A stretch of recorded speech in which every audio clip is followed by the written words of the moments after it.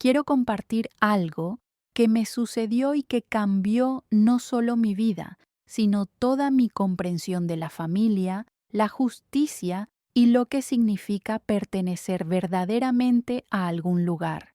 Esta historia no es fácil de contar, incluso ahora, pero creo que es importante, porque a veces las personas que deberían protegernos son las que más nos hacen daño, y a veces la justicia llega desde los lugares más inesperados.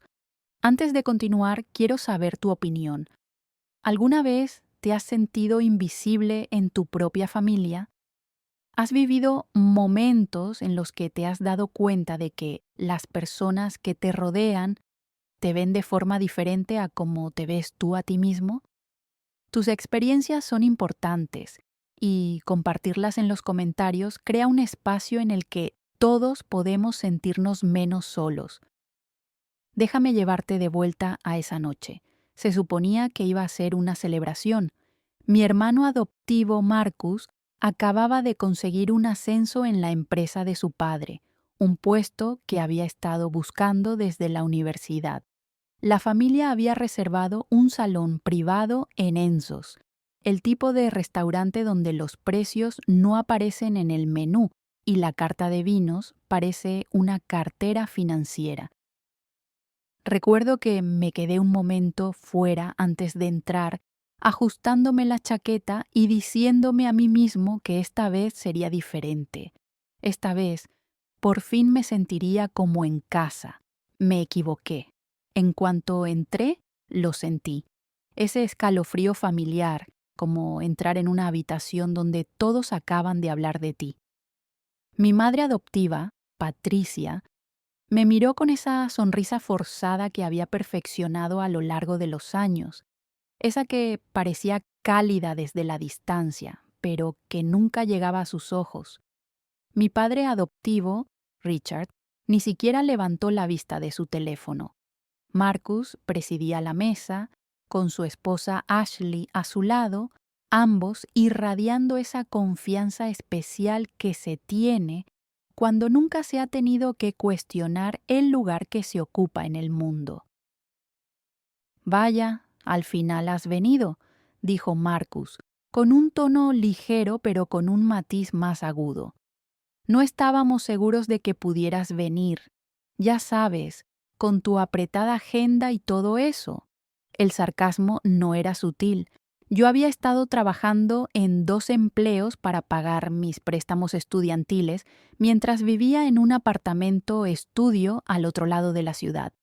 Mientras tanto, Marcus se había graduado sin deudas, había conseguido un puesto en la empresa familiar y había comprado una casa con la ayuda de sus padres como regalo de boda. Pero señalar estas diferencias nunca me había salido bien. Me senté en el extremo más alejado de la mesa junto a la hermana menor de Marcus, Jennifer, que inmediatamente apartó ligeramente su silla de mí. El mensaje era claro. Siempre había sido claro. La cena comenzó bastante bien. Las conversaciones fluían a mi alrededor como el agua alrededor de una piedra. Hablaban de casas de vacaciones y carteras de acciones, de chismes del club de campo y de cuáles eran las mejores escuelas privadas para niños que ni siquiera sabía que existían. Sonreía cuando era apropiado, asentía en los momentos adecuados e intentaba hacerme lo más pequeña y discreta posible. Entonces llegó la comida. Marcus había pedido para toda la mesa sin preguntar las preferencias de nadie. Los aperitivos llegaron en oleadas: ostras, foie gras, algo con trufas que costaba más por onza de lo que yo ganaba en una hora. Aparecieron botellas de vino, cada una de las cuales probablemente valía más que mi alquiler mensual. Vi llegar los platos y sentí como algo frío se asentaba en mi estómago. Esto no era una celebración, era una declaración. A mitad de la comida, Marcus golpeó su copa de vino con el cuchillo. La conversación se detuvo. «Quiero dar las gracias a todos por venir esta noche», comenzó con el rostro sonrojado por el vino y la autosatisfacción. Este ascenso lo es todo para mí. Es la confirmación de que el trabajo duro y la dedicación dan sus frutos, de que la lealtad familiar significa algo, de que cuando te educan bien con los valores adecuados, puedes conseguir cualquier cosa. Me miró directamente cuando dijo criado correctamente. La insinuación flotaba en el aire como humo. Algunas personas, continuó, y ahora su voz tenía un tono que hizo que todos en la mesa se sintieran incómodos. Piensan que pueden simplemente dejarse llevar por la vida. Piensan que merecen las mismas cosas sin esforzarse igual, sin ser realmente parte de la familia. Me ardía la cara. Bajé la mirada hacia mi plato, hacia la comida cara que no había pedido y que no quería, sintiendo todas las miradas de la mesa sobre mí. Ashley, la esposa de Marcus, se rió. Fue un sonido pequeño, poco más que un suspiro, pero en ese momento me pareció una bofetada. Jennifer sonreía mirando su copa de vino. Patricia y Richard intercambiaron una mirada, y ninguno de los dos dijo una palabra en mi defensa. Debería haberme ido entonces, debería haberme levantado, haber salido y no haber mirado atrás. Pero no lo hice, porque una parte de mí, la parte que había pasado 26 años tratando de ganarse un lugar en esta familia, todavía esperaba que si me quedaba callada, si aguantaba, al final las cosas mejorarían. No fue así. Cuando llegó la cuenta, Marcus hizo un gesto de examinarla. Vaya, dijo riendo, realmente nos hemos gastado un dineral esta noche, ¿no? $1,500. Pero, ¿sabéis qué? Estamos de celebración, y la familia es la familia. Me miró de nuevo. Como eres parte de la familia, deberías aportar tu parte. ¿Qué te parece? ¿Todos pagamos lo mismo? La mesa se quedó en silencio. Sentí que se me cerraba la garganta. $1,500 divididos entre 7 personas eran más de $200. Tenía unos 300 en mi cuenta corriente hasta mi próximo sueldo. El alquiler vencía en una semana. Me empezaron a temblar las manos. Marcus, comencé, con una voz apenas audible. No creo que pueda... ¿No puedes? Su voz era ahora aguda, lo suficientemente alta como para que la gente de las mesas cercanas se girara a mirar. No puedes contribuir a la celebración de tu propio hermano. Después de todo lo que esta familia ha hecho por ti, después de que te acogimos cuando nadie más te quería. Ahí estaba, lo que siempre había estado entre nosotros, sin decirse hasta que se dijo. El hecho de que yo no era realmente de la familia, que era una obligación que habían asumido, un acto caritativo que podrían usar en mi contra para siempre. Abrí la boca para responder, pero no me salieron las palabras. ¿Qué podía decir? Que tenían razón, que era un desagradecido, que debería haber sabido que no debía venir. Patricia finalmente habló. Marcus, quizá deberíamos... No, la interrumpió Marcus. Estoy cansado de poner excusas. Estoy cansado de fingir. Si quieres estar aquí, si quieres formar parte de esta familia, entonces contribuye como todos los demás. Busqué mi cartera con manos temblorosas. Iba a hacerlo.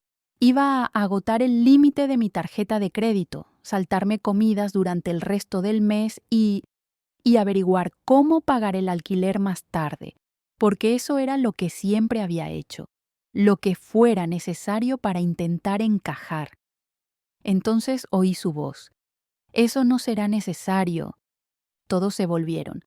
Mi abuela, o más bien mi abuela adoptiva, aunque ella siempre había insistido en que la llamara simplemente abuela Helen, estaba de pie en la puerta de la sala privada. Tenía 83 años, era delgada como un palo, con el pelo gris acero recogido en su característico moño y unos ojos que no se les escapaba nada. Había estado en la cena, pero se había excusado para ir al baño 20 minutos antes. Ahora estaba allí, apoyándose ligeramente en su bastón, mirando a su familia con una expresión que nunca había visto antes. Era repugnancia. «Mamá», comenzó Richard, levantándose rápidamente. «Solo estábamos...» «He oído perfectamente lo que estabais haciendo», dijo Helen, con una voz que cortó su explicación como un cuchillo. «He estado de pie delante de esa puerta durante los últimos 10 minutos, escuchando cómo tratáis a este niño». «Abuela, solo estábamos bromeando», dijo Marcus, pero su voz había perdido la confianza. «Solo es una conversación familiar durante la cena». «Familia», repitió Helen, y la palabra sonó amarga en su boca. Entró lentamente en la habitación, con el bastón golpeando el suelo a cada paso. Cuando llegó a la mesa, no se sentó. Se quedó de pie a la cabecera, mirando a cada persona por turno. «Dejadme que os diga algo sobre la familia», comenzó, y su voz, aunque tranquila, exigía una atención absoluta.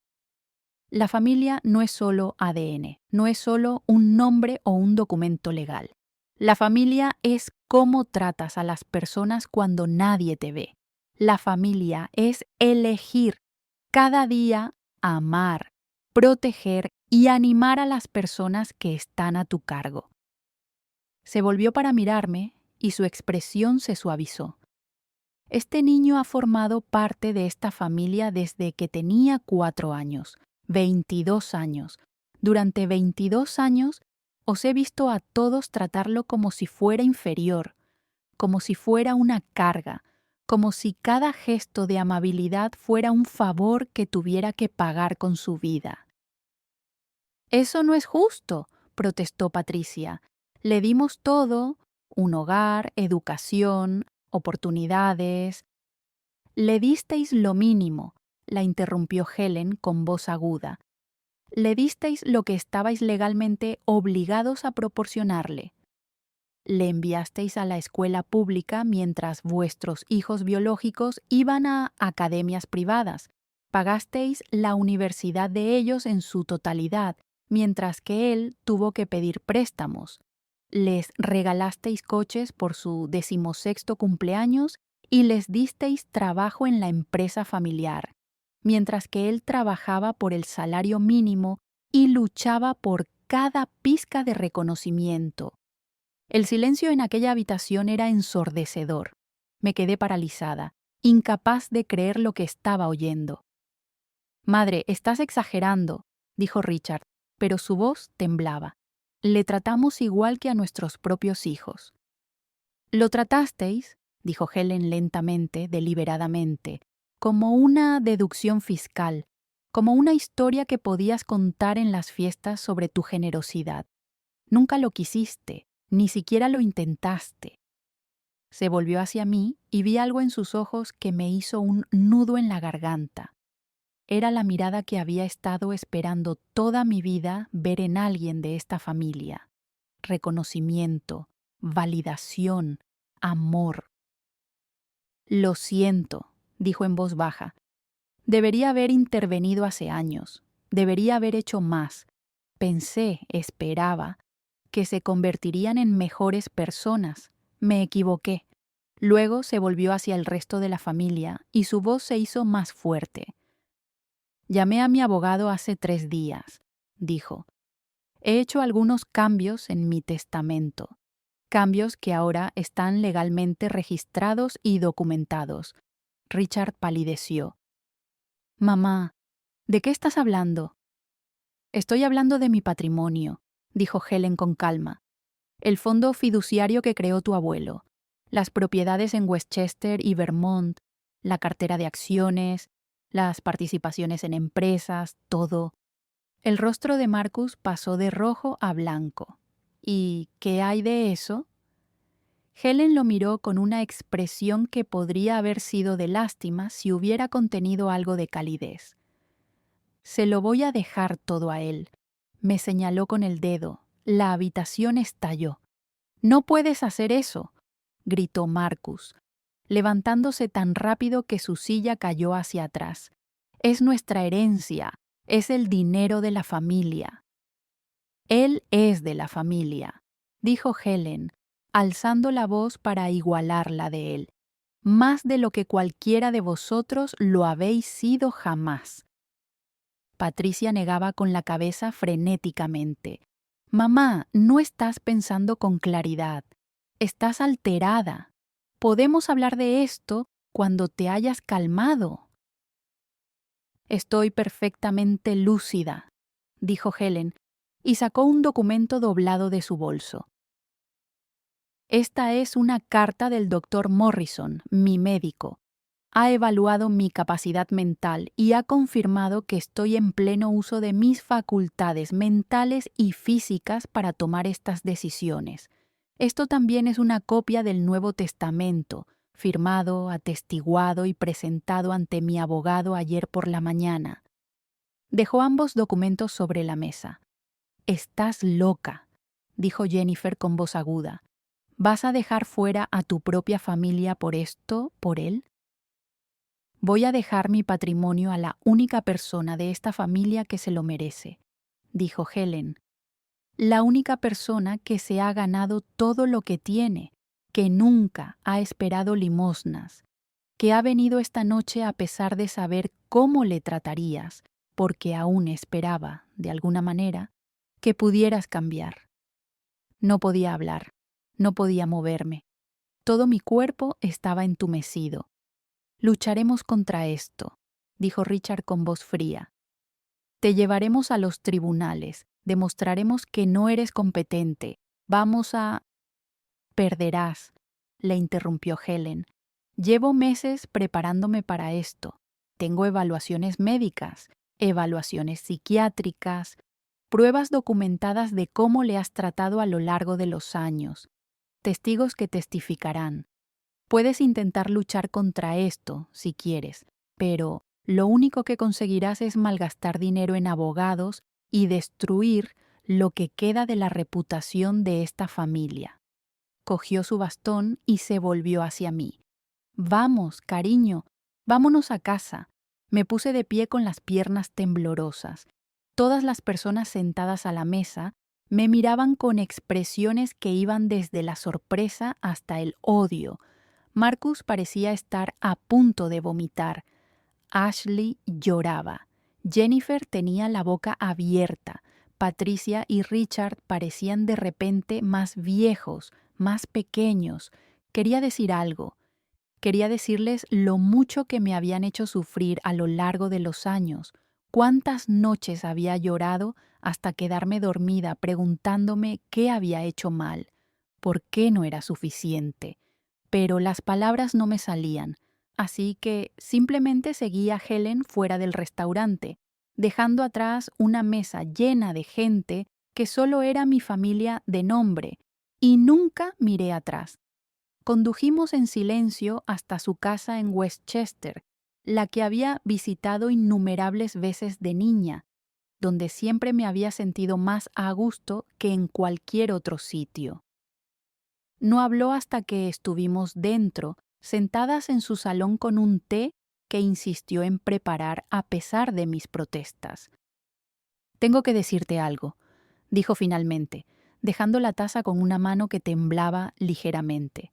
«Estoy enferma». Mi corazón se detuvo. «¿Qué?» «Cáncer de páncreas en fase 4», dijo en voz baja. «Me lo diagnosticaron hace 6 meses. Los médicos me dieron 1 año, quizá menos». «No», susurré. «No, abuela». «Escúchame», dijo con firmeza. «No quiero que te pongas triste ahora mismo. Quiero que entiendas por qué hice lo que hice esta noche». Se inclinó y me tomó la mano entre las suyas. Eran delgadas, como de papel, cubiertas de manchas de la edad y venas, pero su agarre era fuerte. «He visto cómo te trataban como basura durante años», dijo. «He puesto excusas. Me he dicho a mí misma que no era mi deber interferir, que los padres tienen derecho a criar a sus hijos como quieran. Pero tú no eres su hija. En realidad no. Eres la hija que utilizaron para sentirse bien, para parecer caritativos, para obtener beneficios fiscales. Abuela, he mirado los registros de adopción, continuó. ¿Sabes lo que he descubierto? Cuando te adoptaron, se creó un importante fondo fiduciario a tu nombre. Dinero del Estado, de la herencia de tus padres biológicos, destinado a garantizar que recibieras los cuidados adecuados. Dinero que se suponía que debía utilizarse para tu educación, tu asistencia sanitaria, tu futuro. Se me cortó la respiración. No lo sabía. Se lo gastaron, dijo Helen, y la ira brilló en sus ojos. Se lo gastaron casi todo, en ellos mismos, en sus hijos biológicos. Se suponía que debían administrar ese dinero, pero lo trataron como si fuera suyo. Me sentí mareada. ¿Cuánto?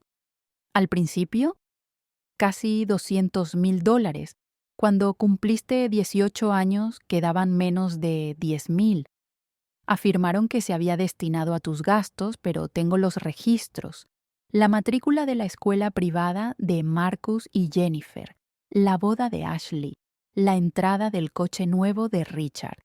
Nada de eso fue para ti. No podía respirar. 22 años sintiendo que les debía todo, que debía estar agradecida por cada pizca de atención. Y ellos me habían estado robando todo este tiempo. Voy a arreglar esto, dijo Helen. No solo con mi patrimonio. Ya he iniciado una acción civil para recuperar lo que te quitaron. Van a devolver cada centavo con intereses. No tienes que... Sí, tengo que hacerlo, dijo con firmeza. Debería haberlo hecho hace años, pero lo voy a hacer ahora y voy a llevarlo a cabo. Quiero ver que se haga justicia antes de morir. Ahora lloraba en silencio, con lágrimas corriendo por mi rostro. Ella me abrazó y, por primera vez en mucho tiempo, me sentí a salvo. Te merecías algo mejor, susurró. Siempre te has merecido algo mejor. Esa noche nos quedamos despiertos hasta tarde, hablando de todo lo que había sucedido a lo largo de los años. Ella compartió historias que yo nunca había oído, patrones que había observado, preocupaciones que había tenido. Me dijo que llevaba meses documentando cosas, recopilando pruebas, preparando un caso. Sé que esto es abrumador, dijo finalmente, mientras me preparaba para dormir en la habitación de invitados. Mañana nos reuniremos con los abogados. Te lo explicarán todo. El fideicomiso, las propiedades, las participaciones en empresas. Es mucho que asimilar. No quiero su dinero, dije en voz baja. Solo quería que me quisieran. Lo sé, cariño, dijo con los ojos húmedos, pero nunca lo harán. Así que, en su lugar, vas a coger lo que es tuyo y vas a construir algo mejor. Vas a demostrarles de lo que eres capaz. A la mañana siguiente me desperté en la habitación de invitados de Helen y la encontré ya levantada, con el café preparado y una carpeta con documentos esperándome en la mesa de la cocina. Los abogados vendrán a las 10, dijo. Quería que tuvieras tiempo para echarles un vistazo primero. Sin presión, solo información. Abrí la carpeta con manos temblorosas. Dentro había estados financieros, escrituras de propiedades, documentos fiduciarios y una carta de Helen explicándolo todo con sus propias palabras. Las cifras me marearon. La herencia valía algo más de $14 millones. Propiedades, acciones, bonos, participación parcial en 3 empresas, incluida la empresa en la que trabajaban Richard y Marcus. No entiendo nada de esto, le dije, mirándola. Lo entenderás, me aseguró. Para eso están los abogados. Cuando llegaron los abogados, un equipo de 3 personas liderado por una mujer llamada Margaret Thornton que había sido la abogada de Helen durante 30 años, pasaron 4 horas explicándomelo todo. La herencia se transferiría a un fideicomiso del que yo sería la beneficiaria. Helen ya había establecido un acceso inmediato a los fondos para mi uso, suficiente para pagar mis préstamos estudiantiles, asegurarme una vivienda y vivir cómodamente mientras decidía qué hacer a continuación. Habrá dificultades, advirtió Margaret. Tu familia adoptiva seguramente impugnará el testamento, alegarán influencia indebida, que Helen no estaba en pleno uso de sus facultades mentales, que tú la manipulaste de alguna manera. Que lo hagan, dijo Helen con firmeza. Tenemos documentación, evaluaciones médicas de varios doctores, evaluaciones psiquiátricas que muestran una función cognitiva perfecta, testigos que darán testimonio de cómo lo trataron. No tienen ningún caso. Lo complicarán, añadió otro abogado. Lo harán público. Será caro. Entonces estaremos preparados, dijo Helen. Margaret se volvió hacia mí. También está el asunto del fondo fiduciario de la adopción. Hemos presentado una demanda civil contra Richard y Patricia Chen para recuperar los fondos que fueron malversados. Según la documentación, tenemos un caso sólido. ¿Cómo de sólido?, pregunté. Lo suficientemente sólido como para que sus abogados probablemente les aconsejen llegar a un acuerdo, dijo Margaret. Pero, de nuevo, esto se pondrá feo, lo negarán todo, intentarán hacerte quedar como el malo. Pensé en la cara de Marcus anoche, el odio, la arrogancia, la absoluta certeza de que él se merecía todo y yo no me merecía nada. Quiero hacerlo, dije. Todo. Helen sonrió. Bien. La primera llamada llegó esa tarde. Patricia, con la voz temblorosa, insistía en que había habido un malentendido, que el dinero del fideicomiso de la adopción se había gastado en mí, en mis gastos, en cosas que yo no recordaba, que tenían recibos, documentación, pruebas.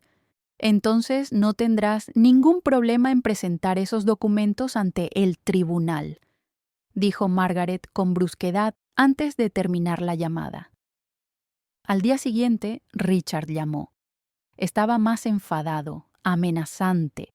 Si seguía adelante con esto, dijo, me arrepentiría. Se aseguraría de que todo el mundo supiera qué tipo de persona era realmente, desagradecida, manipuladora, vengativa. Adelante, dije en voz baja y colgué. Al final de la semana se había filtrado la noticia de la herencia. No sé quién habló, probablemente alguien del restaurante o tal vez uno de los miembros de la familia que esperaba dar su versión antes de que lo hiciéramos nosotros. Mi teléfono se saturó de llamadas de números que no reconocía, solicitudes de amistad en las redes sociales de personas que nunca había conocido, mensajes que iban desde felicitaciones hasta acusaciones. Cazafortunas, decía un mensaje. Manipulaste a una anciana por su dinero. Deberías avergonzarte. La familia está devastada, decía otro. Los has destrozado por codicia.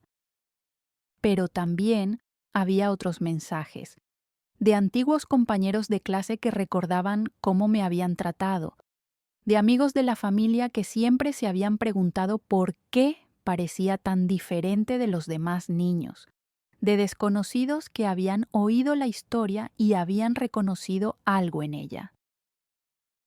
Mi familia adoptiva me hizo lo mismo, escribió una persona. Gracias por plantar cara. Gracias por luchar. Esos mensajes me ayudaron a seguir adelante cuando todo lo demás me abrumaba. 2 semanas después de la cena, Richard y Patricia presentaron una impugnación del testamento. Su abogado celebró una rueda de prensa en la que describió a Helen como una anciana confundida, manipulada por un hijo adoptivo desagradecido que la había envenenado contra su propia familia. Se presentaron como unos padres devastados que me habían dado todas las oportunidades y que, a cambio, habían sido traicionados. Le queríamos como a nuestro propio hijo, dijo Patricia, llorando ante las cámaras. No entendemos por qué está haciendo esto. Solo queremos recuperar a nuestra madre. Los comentarios en Internet fueron brutales. Parece una familia tan agradable, escribieron. ¿Cómo se le puede hacer esto a las personas que te han criado? Quería responder, defenderme, contar mi versión de la historia. Pero Margaret me aconsejó que no lo hiciera. Todavía no, dijo. Ya llegará nuestro turno. Por ahora, dejemos que caven su propia tumba. Helen tenía otras ideas. Voy a dar una rueda de prensa, anunció 3 días después. Quiero dejar las cosas claras. Helen, no es una buena idea, protestó Margaret. Podría afectar al caso. Me estoy muriendo, dijo Helen sin rodeos. No tengo tiempo para estrategias. Quiero que se sepa la verdad antes de que me vaya. Lo programó para el lunes siguiente en la oficina de su abogado. Intenté disuadirla, pero se mantuvo firme. Te están atacando basándose en mentiras, dijo. No lo permitiré. La rueda de prensa estaba abarrotada. Había periodistas, cámaras y micrófonos por todas partes. Helen se sentó a una mesa con Margaret a su lado, con aspecto pequeño pero feroz. Yo me quedé atrás, tratando de pasar desapercibido. Helen no perdió tiempo con preliminares. Los he convocado hoy aquí para abordar las acusaciones hechas por mi hijo y mi nuera, comenzó. Afirman que estoy confundida, manipulada, que no estoy en mi sano juicio. Son mentiras. Presentó documentos, evaluaciones médicas, pruebas cognitivas, evaluaciones psiquiátricas, todos ellos demostrando una capacidad mental perfecta. Tomé mi decisión después de meses de cuidadosa consideración, continuó. Cambié mi testamento porque ya no podía, en conciencia, recompensar a personas que pasaron 22 años tratando a un niño como basura. La sala estalló en preguntas. Helen levantó la mano. Tengo pruebas, dijo. Fotografías, correos electrónicos, mensajes de texto, declaraciones de testigos, documentación de cómo lo trataban de forma diferente a sus hijos biológicos, cómo gastaban en sí mismos el dinero destinado a su cuidado, cómo lo utilizaban para obtener beneficios fiscales y créditos benéficos mientras le hacían sentir que no valía nada. Miró directamente a las cámaras. Mi nieto no es manipulador, no es codicioso, es un joven que pasó toda su infancia tratando de ganarse un amor que debería habérsele dado libremente. Y yo le estoy dando lo que se merece, no como compensación, sino como reconocimiento de que él importa, de que siempre ha importado. Cuando terminó, me pidió que me acercara y dijera unas palabras. No quería hacerlo, pero se lo debía. Me puse delante del micrófono mirando a docenas de desconocidos y sus cámaras, sintiéndome expuesto y aterrorizado. No tengo mucho que decir, comencé con la voz temblorosa. Mi abuela dice la verdad. La familia que me adoptó nunca me trató como si fuera uno más. Me dejaron claro, de cientos de pequeñas maneras a lo largo de los años, que yo era diferente, inferior, una carga que habían asumido por obligación. Respiré hondo. Yo no pedí esta herencia, no manipulé a nadie, solo quería una familia. Pero como eso nunca iba a suceder, acepto el regalo que mi abuela quiere darme. no porque crea que tengo derecho a ello, sino porque ella me lo ha pedido, porque quiere ver que se haga justicia antes de morir, y porque quizá, solo quizá, merezco algo bueno en mi vida. Me alejé del micrófono, dispuesto a marcharme cuando las puertas del fondo de la sala se abrieron de golpe. Marcus irrumpió en la sala, con el rostro enrojecido y el traje arrugado, como si hubiera dormido con él puesto. «¡Esto es una mierda!», gritó, y las cámaras se giraron hacia él. «No puedes venir aquí y decir mentiras sobre nosotros. Le dimos todo». «Marcus, para», dijo Patricia desde detrás de él. Intentaba tirarlo hacia atrás, pero él la apartó de un empujón. «¡No!», gritó. «No voy a quedarme aquí parado y dejar que destruyan a nuestra familia. Papá trabajó toda su vida para construir esa empresa. Ese dinero es nuestro». «Marcus, por favor», suplicó su madre, pero él estaba fuera de sí. «¿Quieres saber la verdad?», dijo, señalándome.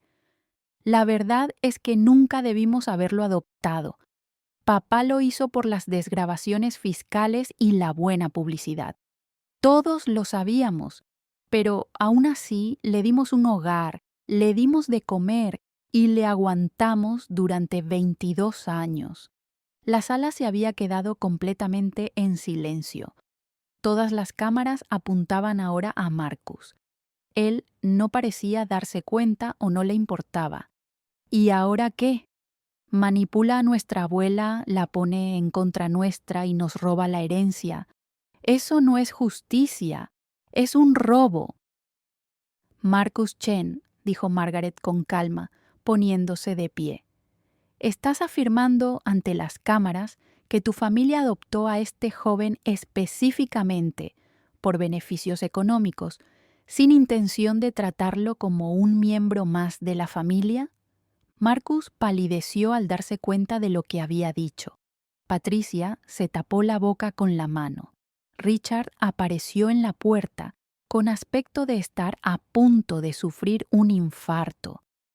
Eso no es... No quería decir... balbuceó Marcus. Pero ya era demasiado tarde.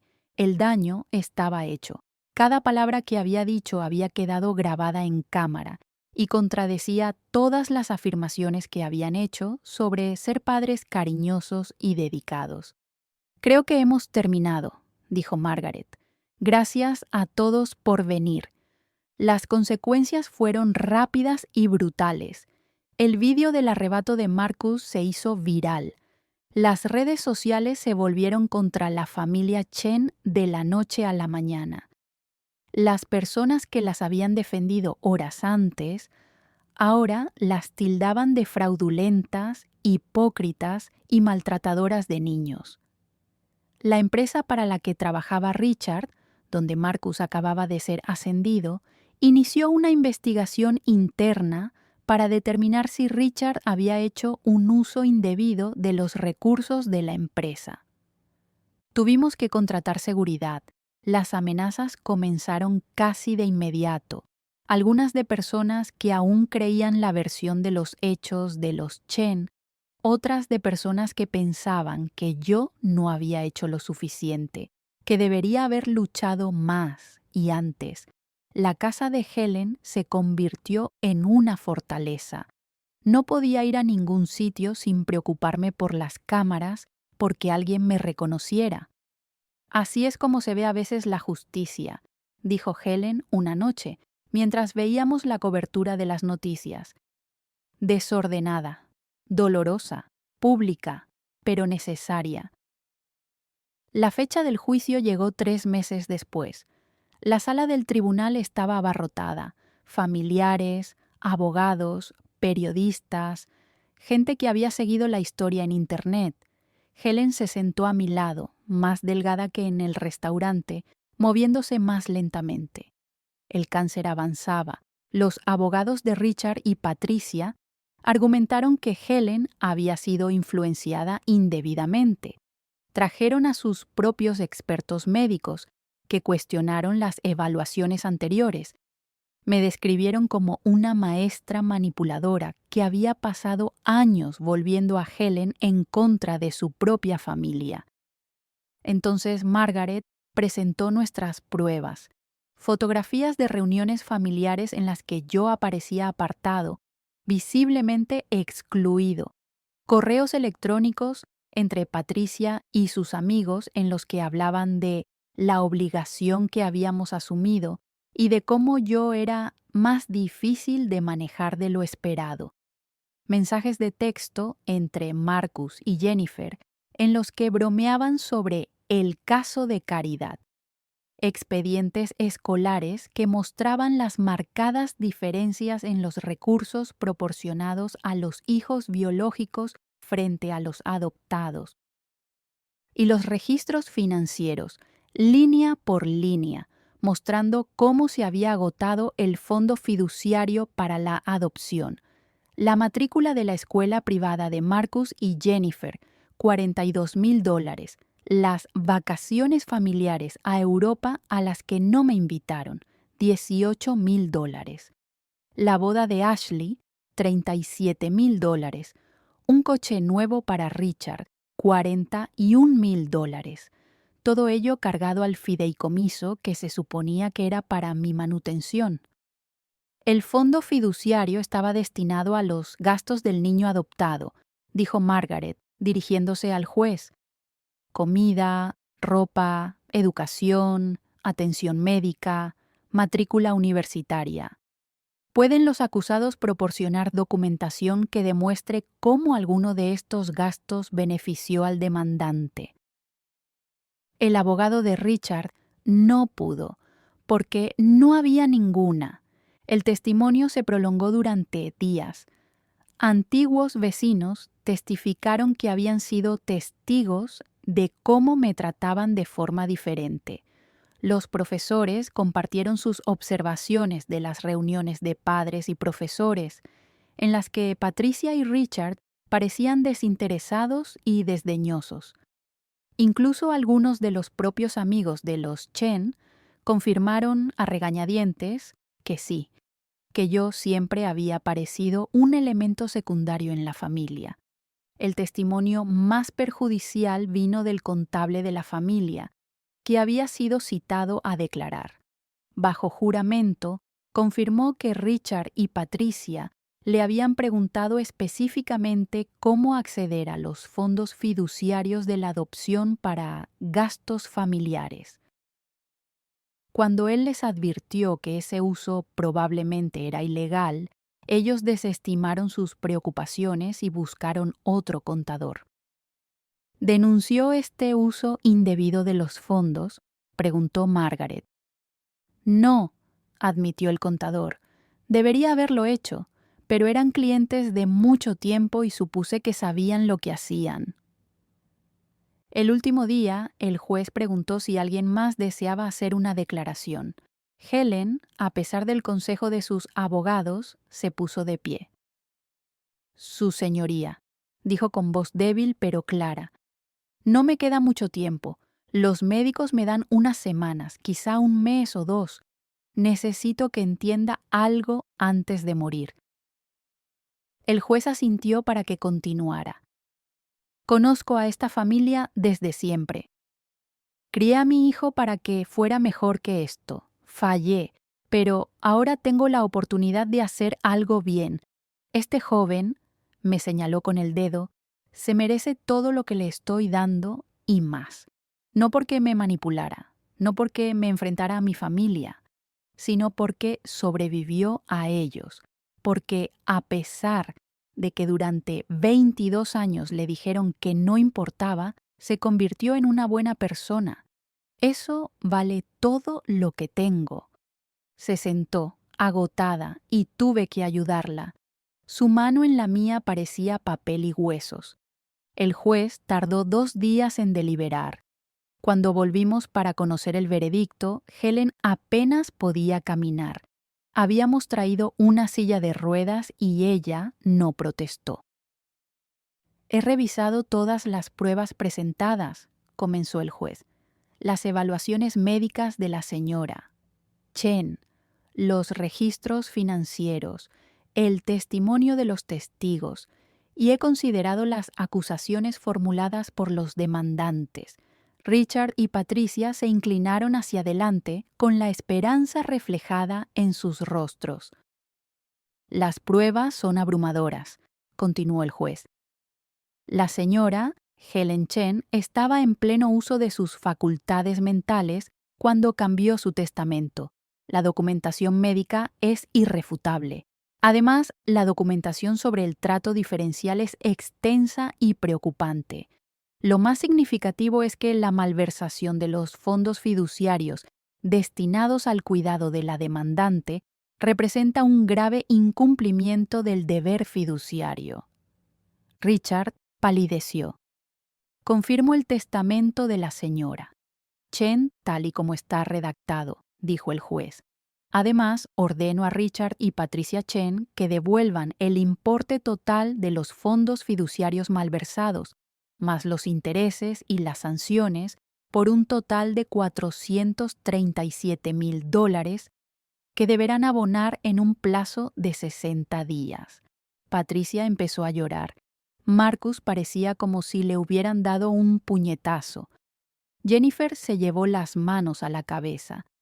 Además, continuó el juez, remitiré este asunto a la Fiscalía del Distrito para que se estudie la posibilidad de presentar cargos penales relacionados con el uso indebido de los fondos fiduciarios. Se levanta la sesión. El mazo cayó como un trueno. Quería sentirme victoriosa, quería sentirme reivindicada. En cambio, solo me sentía cansada y triste, viendo cómo la familia a la que tanto había deseado pertenecer se desmoronaba ante mis ojos. Helen me apretó la mano. «Se ha acabado», susurró. «Eres libre».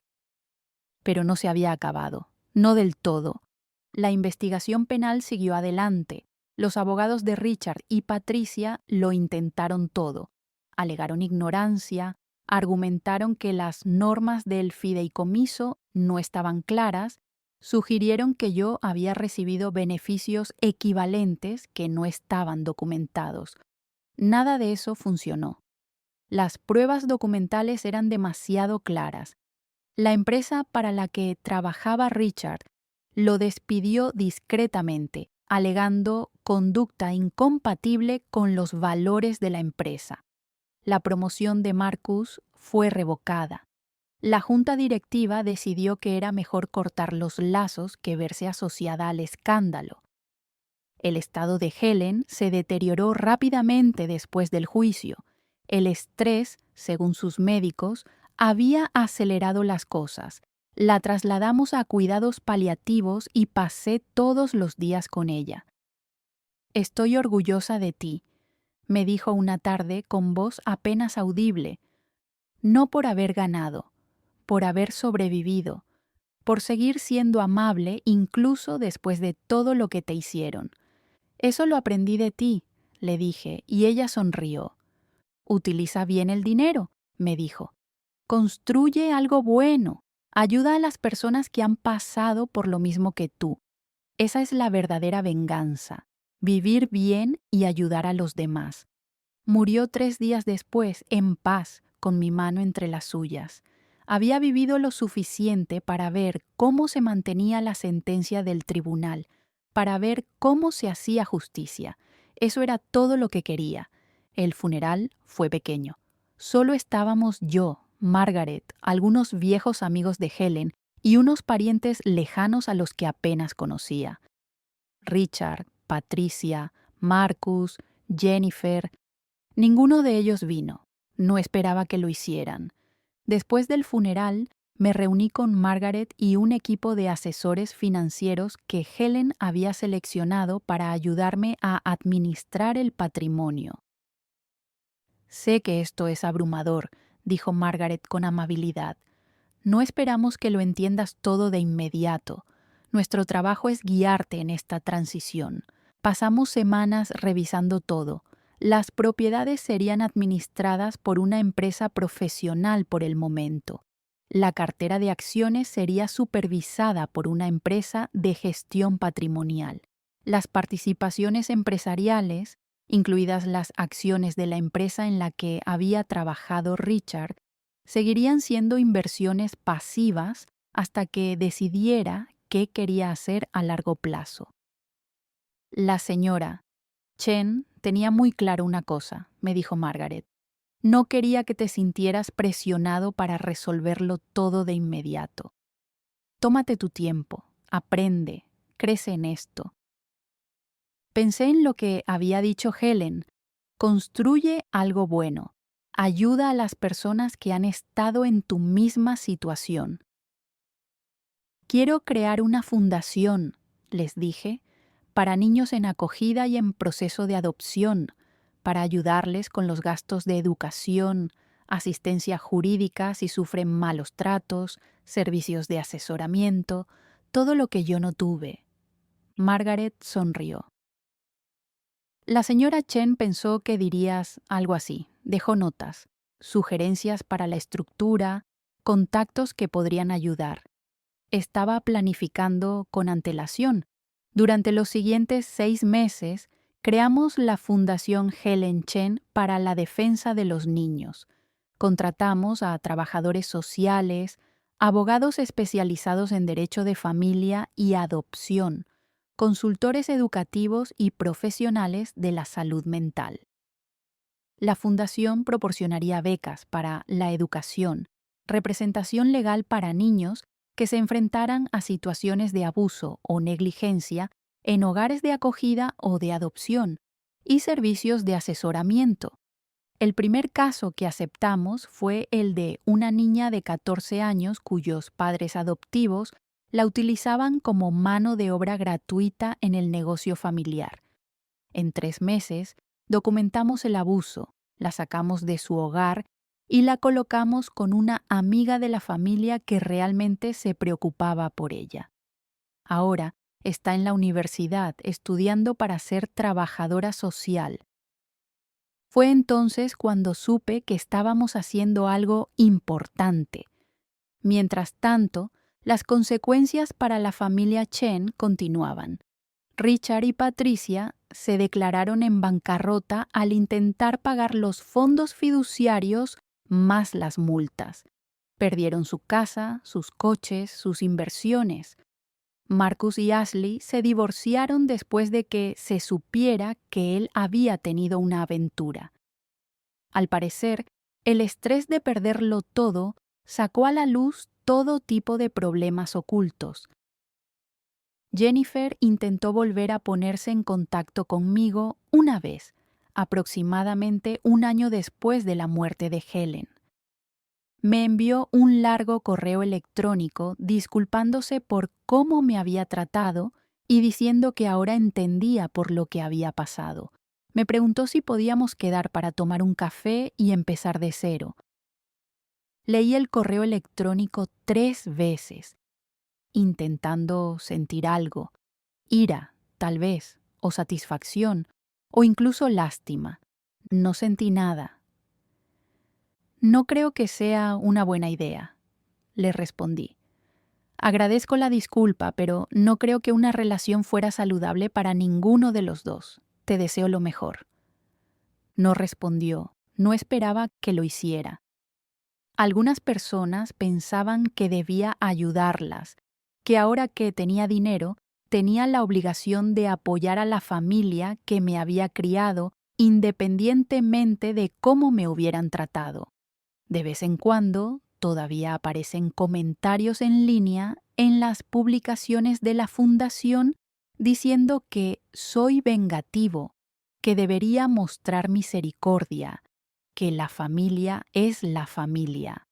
No entro al trapo, pero hice una donación en nombre de Helen a una organización benéfica que apoya a familias con dificultades, no específicamente a los Chen, sino a personas que realmente lo necesitan.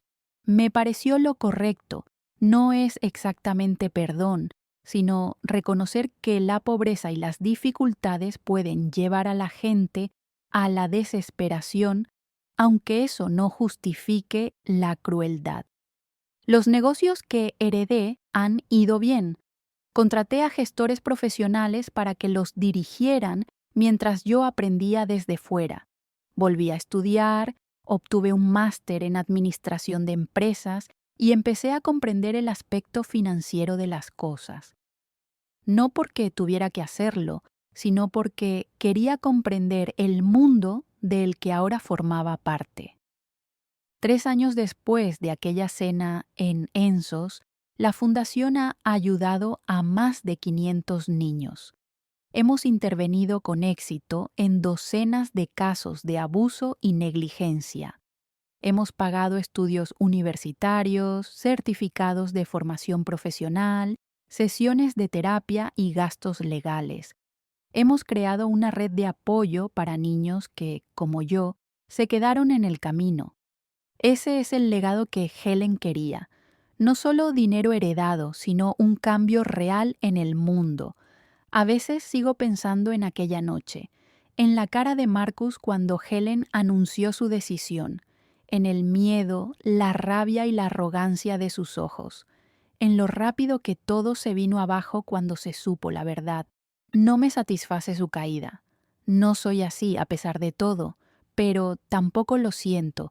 A veces la gente me pregunta si me arrepiento de haberme defendido, si desearía haberme marchado, haber evitado todo el drama, el dolor y el escrutinio público. Les digo que no, porque durante 22 años me hice más pequeña, más callada, menos exigente, con la esperanza de que eso hiciera que me quisieran. Nunca funcionó. Nunca iban a verme como a una igual. Nunca iban a tratarme como a una más de la familia. Nunca iban a valorarme como me merecía. Helen me dio más que dinero. Me dio validación. La prueba de que no estaba loca, no era desagradecida, no estaba equivocada al sentirme herida por cómo me trataban.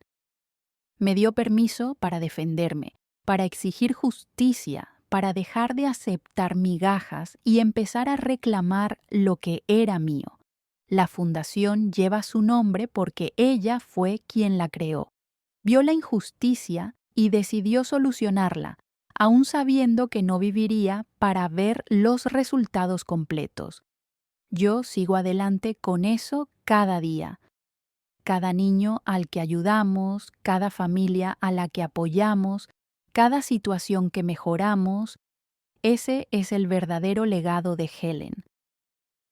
La semana pasada hablé en una conferencia para profesionales de la adopción y el acogimiento familiar. Conté mi historia, no para buscar compasión, sino para ilustrar los problemas sistémicos en la forma en que se apoya y supervisa a las familias adoptivas, cómo los fondos fiduciarios destinados al cuidado de los niños necesitan una mejor supervisión, cómo la adopción no debe utilizarse como estrategia fiscal o credencial social. Después de mi charla, una joven se me acercó. Tendría unos 23 o 24 años. Me dio las gracias por compartir mi historia y luego me contó la suya. Fue adoptada a los 7 años, pasó 11 años siendo tratada como una sirvienta y, finalmente, salió del sistema sin nada y sin nadie. Vi lo que hiciste, me dijo. ¿Cómo luchaste? Me dio esperanza de que las cosas pudieran ser diferentes, de que quizá yo no era el problema. Tú nunca fuiste el problema, le dije. Hablamos durante 1 hora. Antes de que se marchara, le di mi tarjeta y le dije que se pusiera en contacto con la fundación. Podríamos ayudarla con formación laboral, asistencia para la vivienda, asesoramiento, lo que necesitara. De eso se trata. No es venganza, ni siquiera justicia, exactamente. Se trata de romper ciclos. Se trata de asegurarse de que menos niños experimenten lo que yo experimenté. Se trata de utilizar los privilegios y los recursos para abrir puertas a las personas que han quedado excluidas. Helen lo sabía. Por eso hizo lo que hizo. Visitó su tumba cada pocos meses. Está en un tranquilo cementerio de Westchester, bajo un viejo roble. La lápida es sencilla, su nombre, sus fechas y una frase que ella pidió. Luchó por lo que era justo. Llevo flores, las que estén en temporada, y le cuento el trabajo de la fundación. Le hablo de los niños a los que hemos ayudado, de las familias a las que hemos apoyado, de los cambios que estamos logrando. Le cuento los proyectos empresariales que estoy aprendiendo a gestionar, la educación que estoy cursando, la vida que estoy construyendo. Le doy las gracias, no solo por el dinero, por verme, por validar mi dolor, por quererme cuando yo casi había renunciado a ser digna de ser querida, por luchar por mí cuando yo estaba demasiado cansada para luchar por mí misma, por darme no solo una herencia, sino un propósito. La familia Chen sigue luchando. Lo último que supe es que Richard trabajaba en una pequeña empresa de contabilidad, muy lejos de su anterior puesto ejecutivo. Patricia es voluntaria en una iglesia, tratando de reconstruir su sentido de la vida. Marcus gestiona una tienda minorista en algún lugar del norte del estado. Jennifer se casó con alguien de su iglesia y se mudó. No son indigentes, no son personas sin hogar, tienen comida, refugio, lo básico. Pero la vida que esperaban, la herencia con la que contaban, el estatus que disfrutaban, todo eso se ha esfumado. Ya no pienso en ellos a menudo. No forman parte de mi historia, salvo como catalizadores, como una imagen del antes que hace que el después sea más significativo. A veces, a altas horas de la noche, me pregunto qué habría pasado si Helen no hubiera estado en esa cena, si no hubiera oído a Marcus humillarme, si hubiera muerto sin saber lo mal que estaban realmente las cosas. Probablemente habría seguido encogiéndome, seguiría intentándolo, seguiría esperando que algún día fuera suficiente. Habría ido a su funeral, me habría quedado atrás mientras ellos lloraban su pérdida y los habría visto heredar todo mientras yo no recibía nada. Y me habría dicho a mí misma que era justo, que no merecía más, que debía estar agradecida por lo que me habían dado. Eso es lo que más me entristece de esa versión de los hechos. No el dinero perdido, sino la pérdida de la autoestima, la creencia continua de que era fundamentalmente inferior, que no merecía nada, que debía pasar mi vida agradecida por lo mínimo. Helen me salvó de eso. Me dio permiso para enfadarme, para exigir algo mejor, para luchar por lo que me merecía. Eso vale más de lo que jamás podrían valer 14 millones de dólares. Quiero saber, ¿alguna vez te has sentido invisible en tu propia familia? ¿Has tenido momentos en los que te has dado cuenta de que las personas que te rodean te veían de forma diferente a como te veías tú mismo? ¿Has tenido a alguien en tu vida que validara tu dolor, que te dijera que no estabas loco por sentirte herido? Comparte tus experiencias en los comentarios. Tu historia importa, tu dolor es real y te mereces algo mejor que conformarte con personas que te hacen sentir pequeño. Si esta historia te ha parecido significativa, compártela. No por mí, sino por alguien más que pueda necesitar escuchar que está bien defenderse, que la familia debe animarte, no derribarte, que no le debes lealtad a personas que nunca te han valorado. Y si estás en una situación en la que te tratan como si fueras menos que los demás, en la que te dicen que debes estar agradecido por lo mínimo, en la que te hacen sentir que tú eres el problema, ten claro esto, no lo eres. Te mereces amor, te mereces respeto, te mereces ocupar tu espacio en el mundo. A veces, la familia en la que naces no es tu verdadera familia. A veces, la verdadera familia son las personas que te eligen, que te ven, que luchan por ti cuando tú no puedes luchar por ti mismo. Helen era mi verdadera familia. El personal de la fundación que trabaja a mi lado todos los días. Ellos son mi verdadera familia. Los niños a los que ayudamos, que me envían cartas y noticias sobre sus vidas, ellos también son mi familia. La familia se construye sobre la elección, el amor y el respeto mutuo. Todo lo demás es solo biología y papeleo. Espero que tengas personas en tu vida que te vean, que te valoren, que luchen por ti como Helen luchó por mí. Y si no es así, si todavía estás buscando eso, no te rindas. Sigue construyendo la vida que te mereces. Sigue exigiendo lo mejor. Sigue creyendo que eres importante, incluso cuando las personas que te rodean sugieran lo contrario. Tú importas, siempre has importado. Brindemos por construir vidas que reflejen nuestro valor, por luchar por la justicia cuando podamos y por ser el tipo de personas que animan a los demás en lugar de derribarlos. Brindemos por Helen, que me enseñó todo eso, y brindemos por ti, donde quiera que te encuentres en tu propio viaje. Sigue adelante. Las cosas mejoran. No es fácil, pero mejoran. Y a veces eso es suficiente.